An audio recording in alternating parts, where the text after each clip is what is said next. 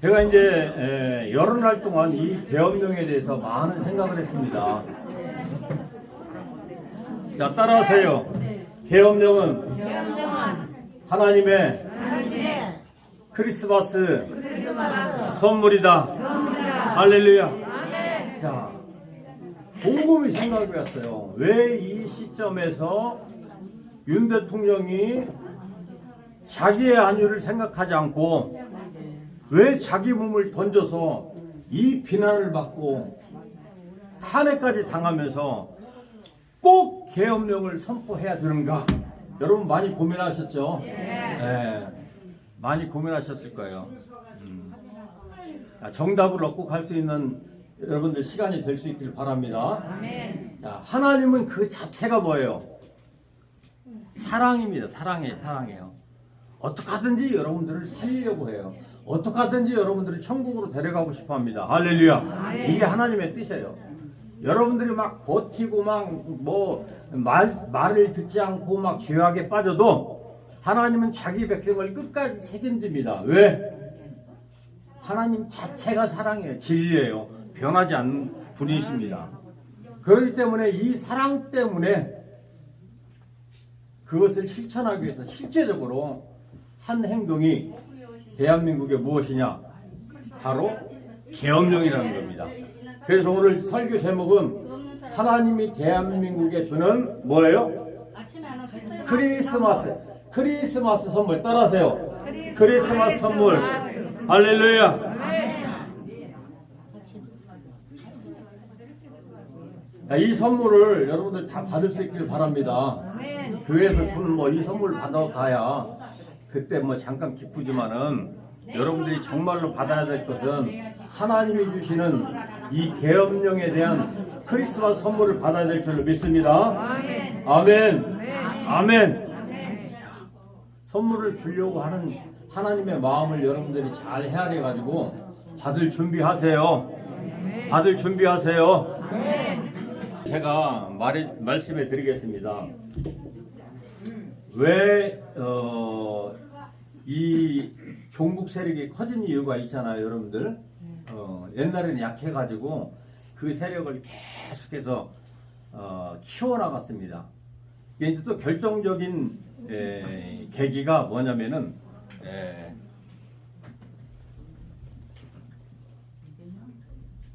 이 제명이라고 하면은 또 법에 위반되더라고. 그래가지고 이재명이라고 하더라고. 결정적인 또 계기가 있는데 그건 뭐냐?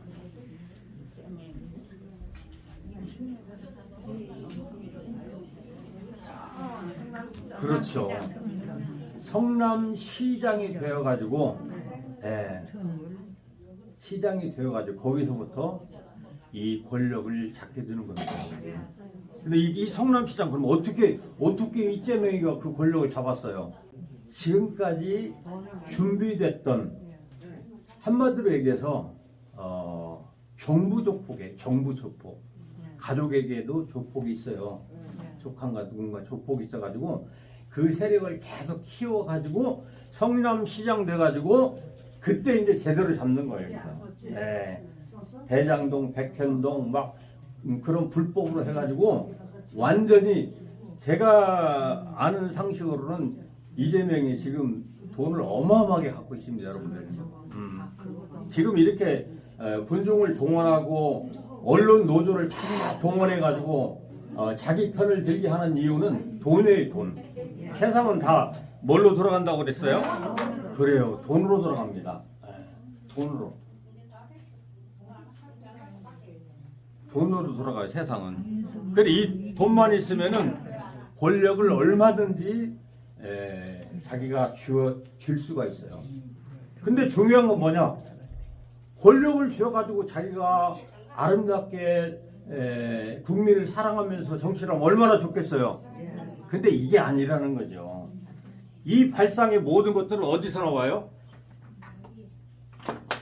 이 나쁜 놈에게서 나온다는 거죠. 요게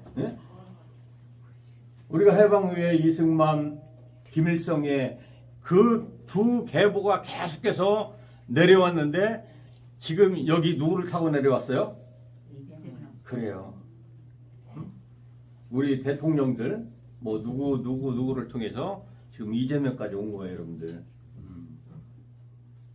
자, 이렇게 거대한 권력의 균등함이 깨어져 버렸어요.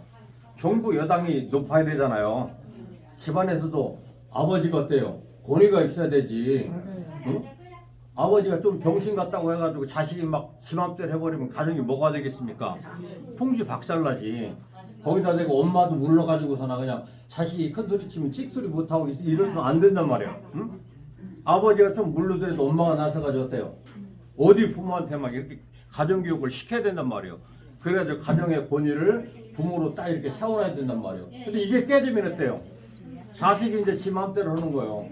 그리고 결국엔 어때요? 아버지 재산 다 내놓으라고 안 내놓으면 죽여버린다고. 이런 식의 정치가 이제 발생이 됐는데 이재명이가 그 권력을 다 쥐고 어디까지 다 장악을 했어요? 어? 자, 국회까지 다 장악을 했습니다. 이 국회를 어떻게 장악을 합니까? 어떻게 장악을 해요? 부정선거를 통해서 이 국회를 장악합니다. 이게 법을 만들어 가지고 막 무수부위로 막 휘두르는 거예요. 예. 수십 번을 탄핵을 시켜가지고 지금 이제 국무총리도 말 듣지 않으면은 지금 탄핵시킨다고 그러고 있어요 지금. 예. 지금 이런 권력을 지금 막강하게 갖고 있어요. 예. 그러면 이 권력을 무력화시키는 방법이 무엇이냐? 국민이냐? 국민도 힘이 없어요. 국민의 힘이냐? 국민의 힘도 더 힘이 없어요. 그래서 결국은 고민하다가 이러다가는 대한민국 망하겠다, 죽겠다. 그래가지고 대통령이 계엄을 선포한 겁니다. 할렐루야. 네. 방법이 없어요. 우리가 볼 때는 너무 어리석은 일을 했다고 막 그랬잖아요. 예, 방법이 없습니다. 방법이 없어요. 이게 한마디로 해가지고 이게 암 같은 존재가 있는데 이 암을 갖다가 내가 말하고 진단을 받으면 내가 살 수 있는데 창피해가지고 그걸 막 꾹 싸고 있는 이런 상태가 대한민국이었어요. 그런데 그 암 환자를 살리기 위해서 누가 됐든지 하여튼 대통령이 나서가지고 자기를 내던지고 이 사람은 암이라고 선포를 해버린 겁니다. 암 환자는 어때요? 창피해 죽겠다고 난리난 것이 이 대한민국 상황인데 계엄 선포 딱 두 가지는 뭡니까? 제일 큰 것은 뭐냐면은 이제 부정선거죠. 부정선거. 자, 그러면 부정선거의 주체가 누구예요? 부정선거의 주체가 누구예요? 우리가 부정선거했어요? 누가 했어요? 자, 이재명. 그렇죠. 이 종북 세력들이 이 말하자면 이 고수두판을 만드는 거예요. 짜고 치는 고수두판을 만드는 거예요. 그래가지고 그 세력을 키워가지고 국회를 장악해가지고 자기들이 뭘 하느냐, 뭘 하느냐. 우리가 많이 들어봤죠. 한국하고 또 북한하고 단일 이제 정부 체제로 해가지고서나 이렇게 운영을 하자. 북한이 노리는 게 뭡니까? 단일 정부로서 이제 각각의 북한 정치, 우리 정치, 뭐 군사, 외교, 문화는 똑같이 공유하자 이렇게 해가지고 하면은 뭐가 생깁니까? 뭐가 생길까요? 그렇죠. 여러 면에서 맞지 않는 분쟁이 생깁니다. 분쟁이 생겨요. 지금 북한이 이걸 노리고 이재명이를 세워가지고서나 북한하고 연방제 통일을 지금 하려고 하는 이유가 그거거든요. 연방제 통일하면 뭐가 생겨요? 분쟁이 생기는 거예요. 안 맞으니까. 그럼 뭐가 생겨요? 분열을 틈타가지고 그때 어때요? 자기들이 북한으로 흡수해가지고 남한을 정복하려고 하는 이런 엄청난 청사진을 가지고 지금 움직이고 있는데 누가 제일 좋아할까요? 그렇습니다, 여러분들. 중국이 지금 미국으로부터 엄청난 압박을 받고 저번 시간에도 말씀드렸죠. 중국이 지금 망하게 돼 있잖아요.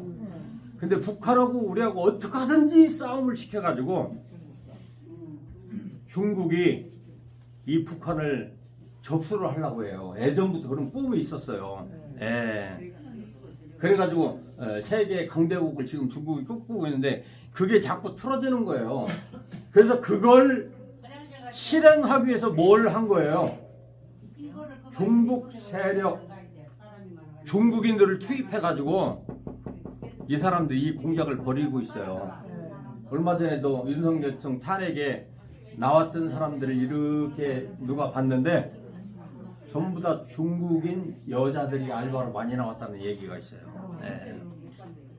그만큼 중국이 그 부정선거에도 아주 깊숙이 개입해가지고 지금 이 일을 북한하고 같이 그 공동 목표를 이루어간다 이런 얘기가 있습니다, 여러분들. 자, 그런데 12월 3일 이후 지금 어떻게 이 계엄령에 대해서 어떻게 지금 전개되어 가고 있느냐? 제가 이제 하나님 말씀을 통해서 여러분들에게 좀 말씀드리고자 합니다. 자, 오늘은 마태복음 2장 말씀이에요. 마태복음 2장 말씀 우리 한번 보도록 하겠습니다.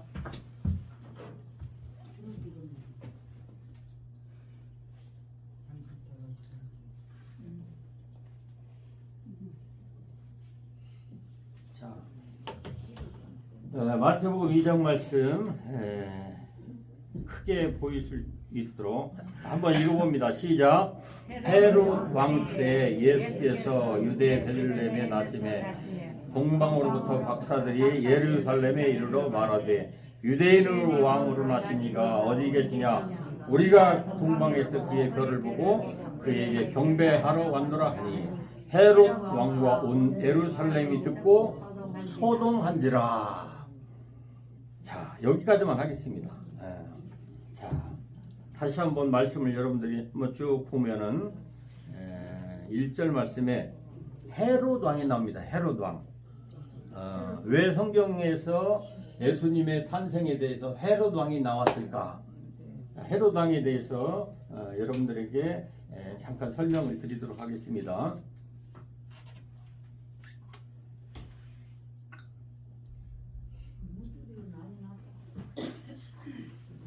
폭군 혼혈왕 헤롯 왕은 유대와 이두메의 혼혈로 그의 아버지 안티파트로스는 로마에 충성하여 권력을 잡았습니다. 이러한 배경은 그의 통치에도 큰 영향을 미쳤습니다. 헤롯은 기원전 37년 로마의 지원을 받아 유대왕이 되었고 그의 통치는 잔혹하기로 악명이 높았습니다. 그는 로마 황제와의 관계를 유지하기 위해 노력했습니다. 그는 자신의 권력을 지키기 위해 가족을 포함한 수많은 사람들을 처형했으며 심지어 그의 아내와 자식들도 희생되었습니다. 이로 인해 그의 가족마저도 그를 두려워했습니다. 헤롯은 대규모 건축 사업을 통해 로마에 충성했으며 그 중에서도 제2성전 재건이 가장 유명합니다. 이러한 건축물들은 로마와의 동맹을 상징하기도 했습니다. 그러나 그의 폭정으로 인해 유대인들은 그를 증오하게 되었고 기원전 4년 헤롯의 죽음 이후에도 그의 잔혹한 통치는 오랜 시간 기억되었습니다. 그의 죽음은 축제로 기억되기도 합니다. 그는 결국 병으로 사망했지만 그의 유산은 잔혹함과 공포로 가득 찬 역사의 일부로 남았습니다.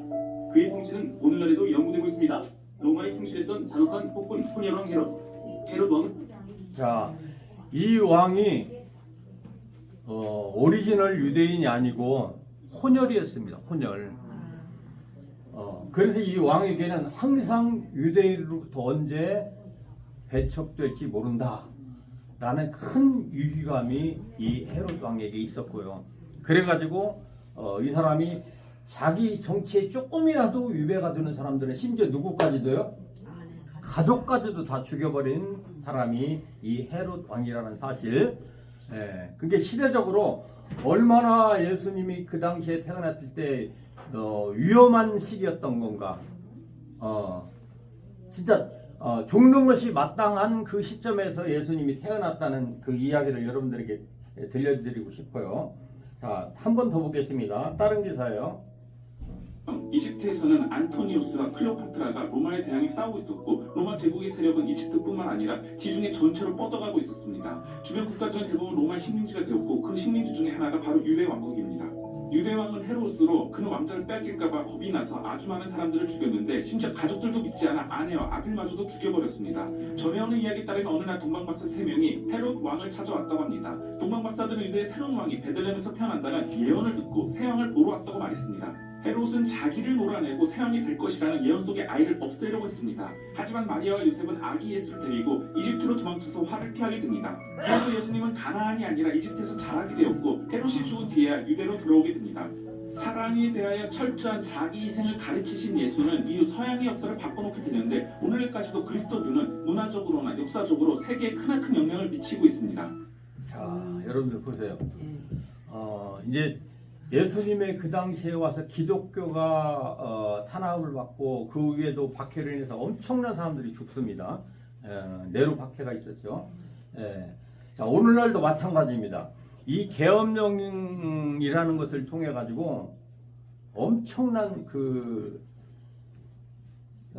주위에 같이 활동했던 군인들, 심지어 뭐 경찰, 서울 청장 같은 경우도 다 이게 쇠고랑을 찼더라고요. 자, 기가 막힌 사실이에요. 응? 군대 별자리가 이게 쇠고랑을 차고 그 병장한테 이렇게 끌려가는 모습을 보니까 야, 이게 대한민국 군대인가? 뭐 때문에 우리 군대가 별자리가 일반 병사한테 이렇게 법정으로 끌려가는 모습을 우리가 봐야 되는가? 여러분들 이런 거 본 적 없었죠? 거의 안 됐어 진짜. 군대에서 별 하나 따기는 진짜 뭐 하늘에서 별 따는 것보다 어려운 일입니다, 여러분들. 근데 정보사령관 별 2개짜리 같대요. 이 쇠고랑을 찬 모습을 보면서 누가 이런 일을 했는가? 이 일을 발생하게 한 자가 바로 내란 수비자라고 저는 보고 있어요. 그래서 여러 영상 속에서 지금 이제 반전의 모습이 나오고 있습니다. 반전의 모습이 나오고 있어요. 윤석열 대통령이 제가 말씀을 드렸지만은 그 선관위를 장악해가지고 지금 블랙박스를 가지고 있다고 그랬잖아요. 이건 틀림없는 사실입니다.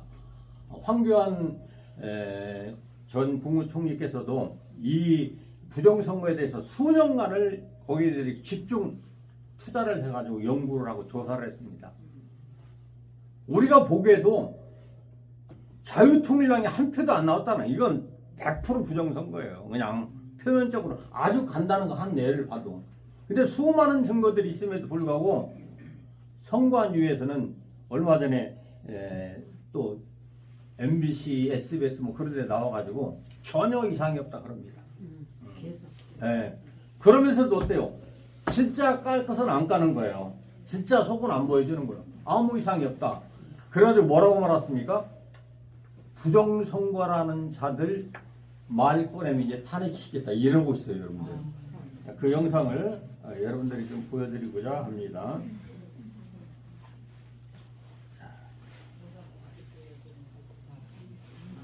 자, 총리 탄핵까지 한번 읽어보세요. 다 같이 시작.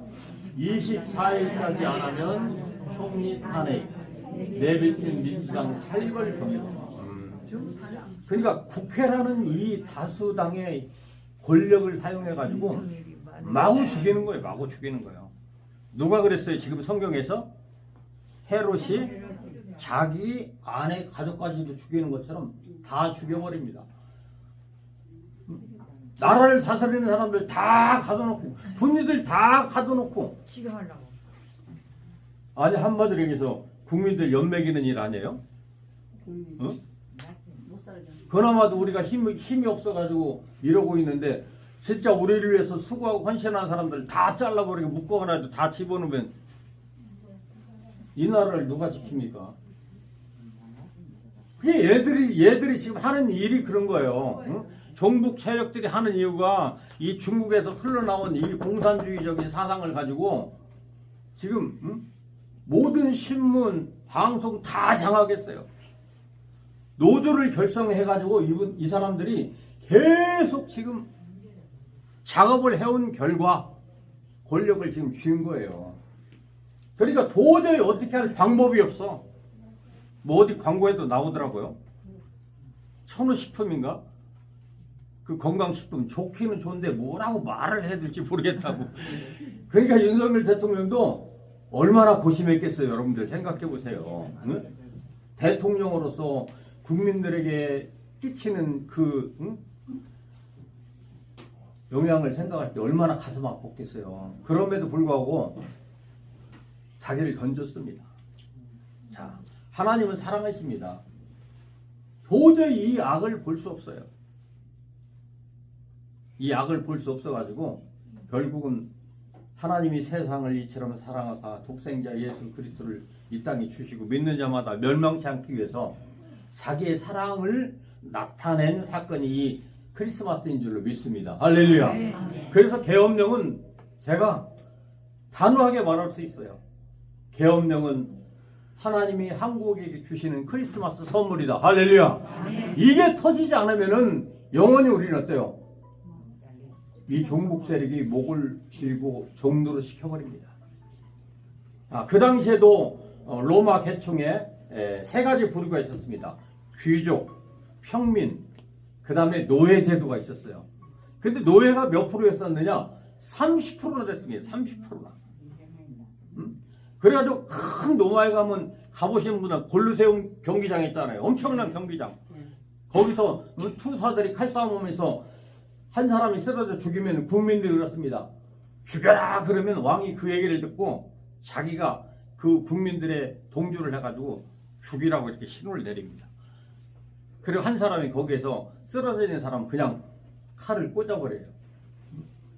이런 정치를 폈던 그 로마 악함에 대해서 하나님이 참지 못하고 결국은 어때요? 폼페이에 그 화산 폭발을 내가지고 그 폼페이 도시를 완전히 쓸어버리지 않았습니까, 여러분들? 마찬가지예요. 하나님이 그 사랑을 참다 우리를 사랑하는 진짜 기도하는 민족, 하나님을 향한 그 관계를 끊지 않으려고 하는 우리의 몸부림이 하늘에 상달된 이러한 크리스마스 선물이 계엄령인 줄로 믿습니다. 우리가 기도하지 않고 하나님을 신뢰하지 않았다면 하나님이 이런 우리에게 선물을 아마 주지 않았을 거예요. 그대로 어떻게 종북 세력의 손에 맡겨가지고 옛날에 이스라엘 바벨론이나 아수르 포로 가게 해가지고 고생 식살나게 하면서 이제 하나님께 돌아간다고 그런 고백이 쓴 후에 풀어져 주었을지 모르는 그런 상황에 처했던 우리를 하나님이 진짜 우리의 기도를 받으시고 이 엑스마스 선물, 이 계엄령을 통해서 우리에게 주신 줄 믿습니다. 자, 그래서 끝까지 지금 민주당 중에서는 어떻게 하든지 헌법재판관을 자기들이 유리한 쪽으로 세워가지고 윤석열 탄핵을 시도하려고 하는 거예요. 지금 6명을 가지고는 승산이 없어요. 승산이 없습니다. 그리고 어떻게 하든지 이 일을 하려고 하는데 국무총리에게 그 권한을 줘가지고 국무총리가 지금 거의 거부하는 편에 있습니다. 그렇기 때문에 여러분들도 기대해 줄 수 있기를 바랍니다. 하나님이 정말로 사랑하는 민족이 될 수 있도록 그렇게 여러분들 기도해 줄 수 있기를 바랍니다. 자, 그 다음에 또 보겠습니다. 자, 한번 다 같이 읽어요. 시작. 한덕수 탄핵 경우에도 6개 법원의 거부권을 행사하고 있다. 아주 좋은 소식입니다. 한마디로 얘기해서 한덕수 너 이거 법안 통과시켜. 우리 민주당에서 2명 뽑고 국민의힘 1명 뽑을 수 있게 통과시켜. 그럼 한덕수가 뿅 돌아가지고서는 오케이 하면 어때요? 넘어가는 거예요, 여러분들. 아주 중요한 위치에 이 한덕수 변치 않도록 여러분들 기대해 줄 수 있기를 바랍니다. 자, 그 다음에 이제 그 해외에서 트럼프 대통령은 지금 어떻게 이 나라를 생각하고 있는 건가, 어떤 관계 속에서 있는가를 좀 보여주는 그런 기사인데요. 자, 한반도에서 다 같이 시작. 트럼프 행정부 한반도에서 친중 정부 용납 안 한다. 그럽니다. 지금 이 좌파 세력들이 친중하고 붙어가지고 지금 중국에서 계속 지원을 하고 있잖아요. 뭐 개딸들 뭐 그다음에 댓글 부대들 동원해 가지고 또 시위에 동원해 가지고 알바생들 써가지고 계속 지금 지원을 해주고 있어요. 왜? 이들의 목표를 이루려고 그러는 거예요. 한국 접수해라 북한. 그러면 중국이 어때요? 아주 유리한 그 군사나 경제적으로 자기들이 강대국으로 일어설 수 있는 그런 교두보가 되거든요. 그러니까 이것을 지금 중국이 하고 있다는 사실이에요. 근데 행정부에서 한반도에서 친중정부 용납 안 한다는 겁니다. 용납 안 한다는 거예요. 그래서 트럼프 대통령하고 이제 윤석열 대통령이 회복이 돼가지고 다시 만나면은 어떻게 보면은 정말로 대한민국에 좋은 그런 훈훈한 봄바람과 같은 정치 외교 또 여러 가지 상황 속에서 좋은 하여튼 발전할 수 있는 그런 계기가 될 것이라는 것이 전문가들의 또 의견입니다. 자, 그 다음에 이제 지금 한국에서 우리 그 기업 대표 이분 누군가 아시죠, 여러분들? 누구예요? 고현정 씨 옛 남편. 맞죠? 트럼프와 심도 있는 대화를 나누고 있어요. 지금 이재명이가 노리는 이유가 뭐예요? 노리는 것 중에 한 가지가 뭐예요? 대기업 해체잖아요. 대기업 해체 여러분들. 그리고 골고루 나눠주겠다는 거예요. 응?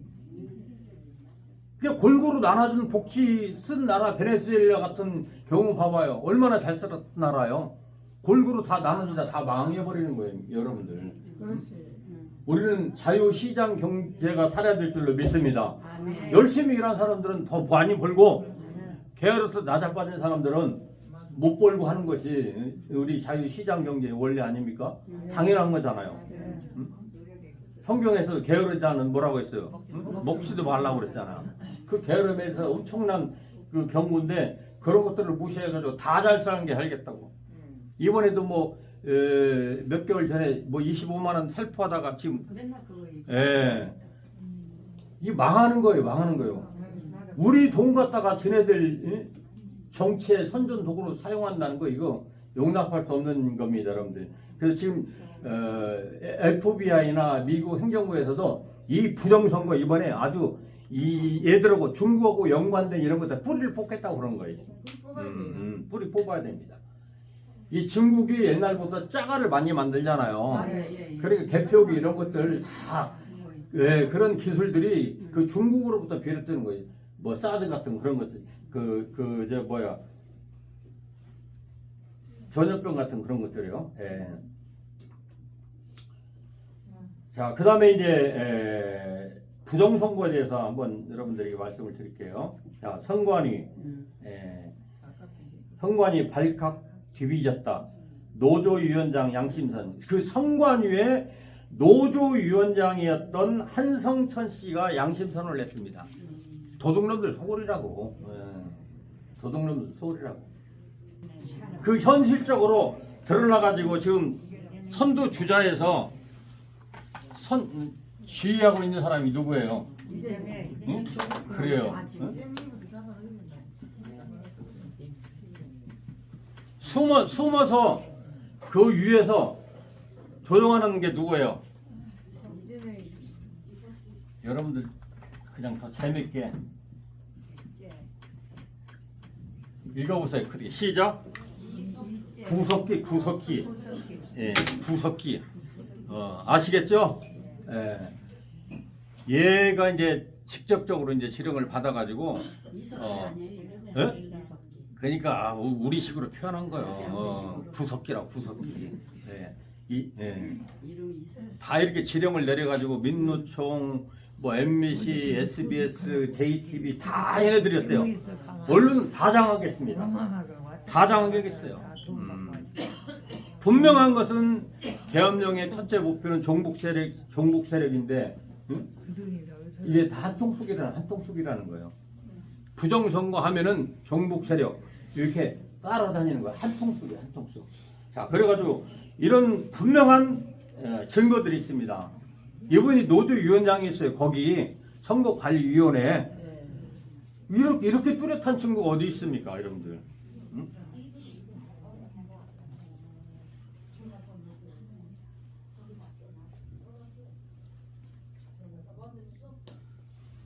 자, 그래가지고 제가 금방 나오고 있는데 뉴스에 떴더라고요.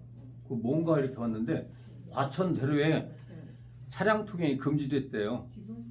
아니 무슨 일요일 날인데 무슨 차량 통행이 금지되는 거 그랬더니 건축 기술이 발전된 그런 어마어마한 도시입니다. 그러니까 모든 것을 다 노마로 통한다는 그때 그 노마의 세계관이 어떠했느냐? 이 예수님이 오면은 어떠한 현상이 일어나냐면은 첫 번째는 황제를 거부한다는 거예요. 전부 다 황제를 숭배하고 있었습니다. 그런데 예수님이 와가지고 세상에 메시아라고 하니까 어때요? 이건 로마인들의 세계관에 말이 안 되는 거예요. 말이 안 되는 거예요. 이건 한마디로 계엄령이나 똑같은 겁니다. 예수가 났다 하는 것은 이건 그 나라의 로마 유대에게 계엄령을 선포하는 거랑 똑같은 거예요. 그러니까 이 헤로드 왕이 2살 이하는 아이들은 다 죽이라고 했어요, 안 했어요? 다 죽이라고 했잖아요. 그 당시에 로마는 계엄령이나 똑같은 거입니다. 왜 그래요? 모든 로마는 황제로부터 다 이렇게 왕권이 확립되고 그런 나라인데 예수님이 와가지고 뭐라고 했어요? 하나님의 나라를 만들 것이다. 그러니까 어때요? 진짜 이단적이고 이들이 들을 때는 진짜 터무니없는 마땅히 처형에 내어줄 수밖에 없는 그러한 예수님의 사건이 그 당시에 있었다는 사실이죠. 이게 그 당시에는 예수님이 오셨다는 자체는 뭐예요? 계엄령입니다. 계엄령. 하나님의 나라가 임했다. 다 회개하고 하나님의 나라에 복음으로 다 돌아와라. 죄를 버리고 다 돌아와라. 이게 이 로마인들의 세계관은 전혀 맞지가 않았다는 것입니다. 자, 그 다음에 이제 어떤 것들이 위험적인 요소로 일어났느냐? 이렇게 하나님의 나라를 세운다고 그러면은 결국은 어때요? 로마 군인들이 반란을 일으킬 것이다. 그래야 로마가 혼란을 상태에 빠질 것이다. 이래가지고 어떻습니까? 적극적으로 이 예수님을 죽이려고 했던 것이죠. 자, 세상의 빛으로 오는 예수님은 왜 와요? 살리려고? 죽이려고? 살리려고 오는 거예요. 살리려고. 여러분들도 오늘 이 자리에 참석한 이유는 살려고 온 줄로 믿습니다. 죽으려고 온 것이 아니에요, 여러분들. 하나님도 이 나라를 살리려고 계엄령을 선포한 것처럼. 그러나 헤롯은 죽여버리라. 심지어는 자기 가족까지도 다 죽여버리는 그런 일들 때문에 예수님을 받아들이지 못했다는 것이죠. 자, 그 다음에 어떤 것들이 있느냐? 철저히 유대민족들은 뭐에 진짜 초지일관 집중했습니까? 율법에 충성했어요. 율법. 그래서 안식일에도 어떤 것도 하지 말라는 그런 613조항이 있었습니다. 근데 예수님이 율법의 주인은 자기라고 하면서 율법에도 어려운 사람을 도와야 된다고 그러고 다니니까 이건 어때요? 도저히 율법에 위배된다 해가지고 그 예수님을 죽이려고 했던 것이죠. 사실은 그 유대민족을 율법에서 어떻게 하려고요? 매여 있는 율법에 매여 있는 유대인들을 해방시키려고 했어요. 해방시키려고, 자유를 위해. 요한복음에도 진리를 알지니 진리가 너희를 자유케 하리라. 그 예수님이 이들에게 정말로 노예제도도 다 없애고 평등의 남녀 평등하다는 것을 하나님 안에서는 다 형제 자매라는 것을 선포하기 위해서 왔는데 이 로마의 전통이나 뭐 규범 규례 이런 것들하고는 정면적으로 대치가 됐습니다. 그러니까 어때요? 죽여라는 거죠. 죽이라는 거죠. 반역자라는 거죠. 반란으로 몰려버렸어요. 옛날 계엄 사태, 지금 계엄 사태나 옛날에 예수님 당시나 우리가 유사하게 보면 될 줄로 압니다. 자, 그 다음에 모든 이제 그 제사 의식에서 대제사장이 그것을 집도를 하면서 제사장들이 이익을 얻었습니다. 돈을 벌었다는 얘기예요. 쉽게 돈을 벌었다는 얘기.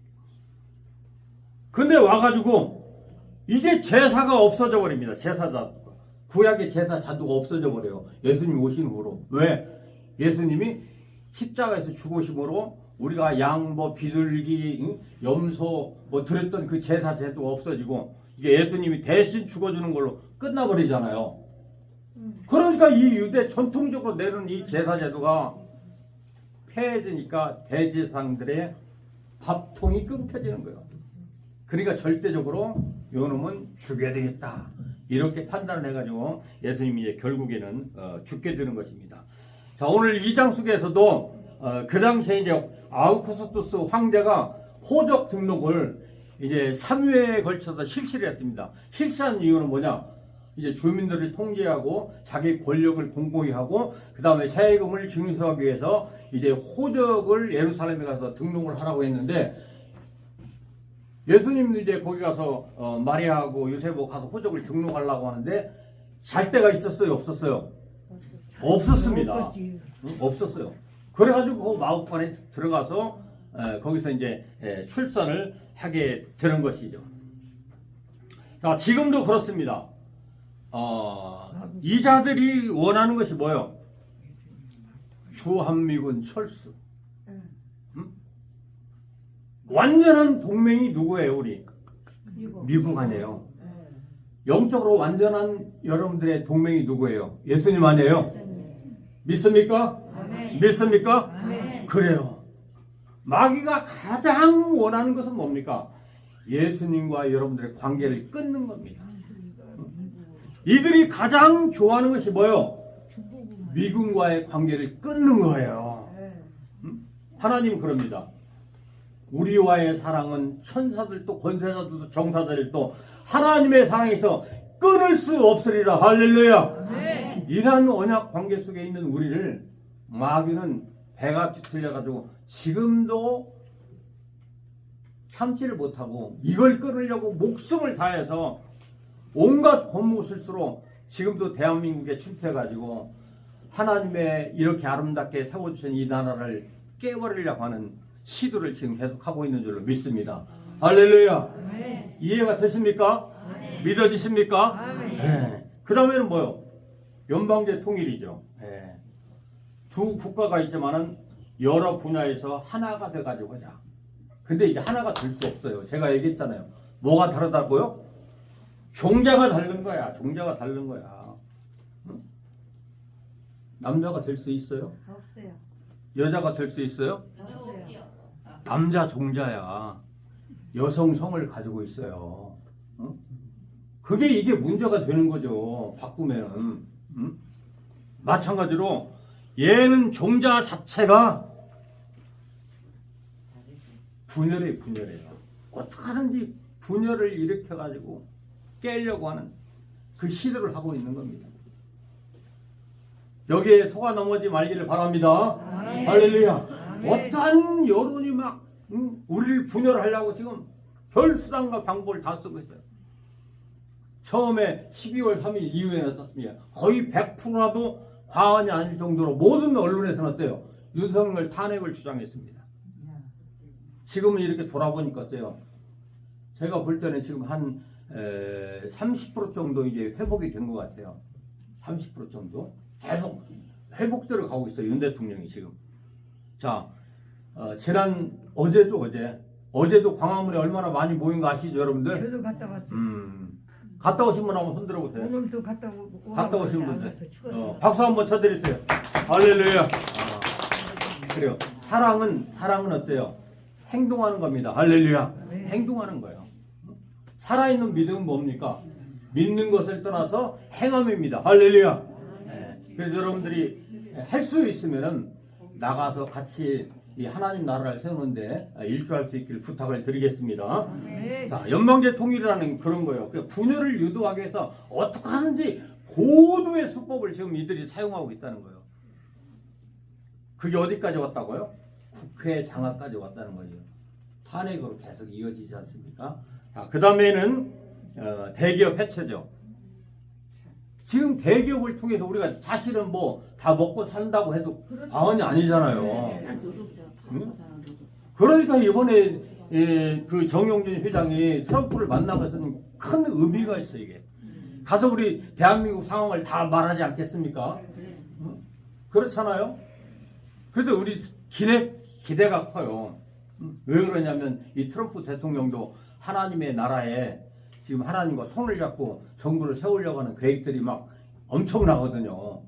우리도 거기에 발맞추면은 정말로 우리에게 좋은 그 경제 성장의 기회가 될 줄로 믿습니다.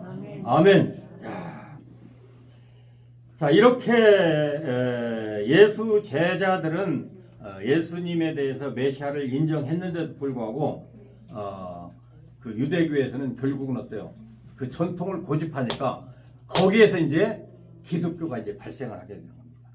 거기에서 기독교가 우리처럼 또 미국에 그 메어플라워를 타고서나 미국으로 건너가 가지고 그 개척한 청교도들 있잖아요. 그분들도 마찬가지예요. 이런 것에 반대해 가지고 이건 정말로 하나님이 원하시는 것이 아니다라고 해가지고 새롭게 출발한 그 유대교에서 종교가 발생했는데 그게 뭐냐? 이제 기독교라는 거, 기독교라는 거. 그래서 그 기독교가 이제 사도행전에 나오는 초대교회로서 이렇게 발돋움하게 되고 초대교회를 통해서 전 세계적으로 이렇게 복음이 전파되어 가지고 결국은 우리 한국에도 하나님의 은혜를 입게 된 줄로 믿습니다. 아멘. 할렐루야. 아멘. 예, 사랑하시는 여러분들, 계엄에 대해서 여러분들이 처음에는 정말 다 놀랐을 거예요. 왜 저렇게 무모한 일을 했을 것인가? 지금 자유민주주의인데 많은 소통의 방법도 있는데 왜 그랬을까? 저도 사실 고민이 컸어요. 그래서 막 윤석열 탄핵하는 데 가서 말도 못하고 윤석열 대통령 이건 아닙니다. 조금만 참으셨으면 절차대로 목줄을 꽉꽉 쥐고 있는데 조금만 참으시지.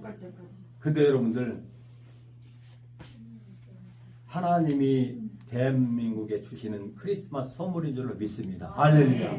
때가 있잖아요. 그렇게 윤석열 생각대로 우리 생각대로 조금만 기다려다가 이들이 어때요? 누구까지 장악해요? 재판관들까지도 다 장악해버리면 그때는 답이 없어요. 재판관이 무지로 때리는데 무슨 수가 있어요. 그러니까 하나님의 생각 속에서 윤석열 대통령한테 너 모험을 강행해라. 네 사명이다. 계엄령 선포해. 거기에 대한 모든 것들은 내가 책임질게. 아마 이런 무언의 메시지를 윤 대통령이 듣지 않았나 이런 생각이 들어요. 제 개인적인 입장에서. 그래서 그렇지 대통령이 뭐가 와서 가지고서나 이 시국에 그 계엄령을 선포했겠어요, 여러분들. 그 계엄령 선포돼 가지고 한 사람도 죽은 사람 없잖아요. 제가 80년도 계엄령 선포됐을 때 8월 19일 날 입대했는데 그 상황을 너무 잘 알잖아요. 한 사람도 죽은 사람 없잖아요. 이건 계엄령이 아니라 계엄령을 통해서 어때요? 부정선거, 전국 좌파 세력들에게 대한 어때요? 촉결을 향한 국민에 대한 호소였습니다. 할렐루야. 이렇게 여러분들이 받아주시고 오늘 하나님의 말씀처럼 정말로 예수님을 이 땅에 보내주신 것은 하나님의 크리스마스 선물이라는 사실을 여러분들이 기억해 줄 수 있기를 바랍니다. 하나님이 사랑이다라고 말하면서도 세상을 이처럼 사랑한다고 말하면서도 액션, 행동하지 않았다면 우리에게는 구원이 없는 것입니다. 우리에게는 구원이 없어요. 소망이 없어요.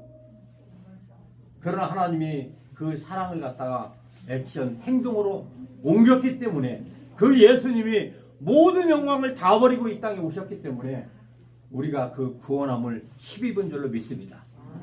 이처럼 윤석열 대통령이 그 무모함에도 불구하고 계엄령을 선포했다는 것은 하나님이 대한민국에 주시는 2024년도에 크리스마스 선물이라는 사실을 여러분들 꼭 기억하시고 이 선물 고이고이 잘 간직하셔서 여러분들 자자 손손에게도 다 물려줄 수 있는 2024년 크리스마스 선물이 될 수 있기를 예수 그리스도의 이름으로 축원합니다. 할렐루야.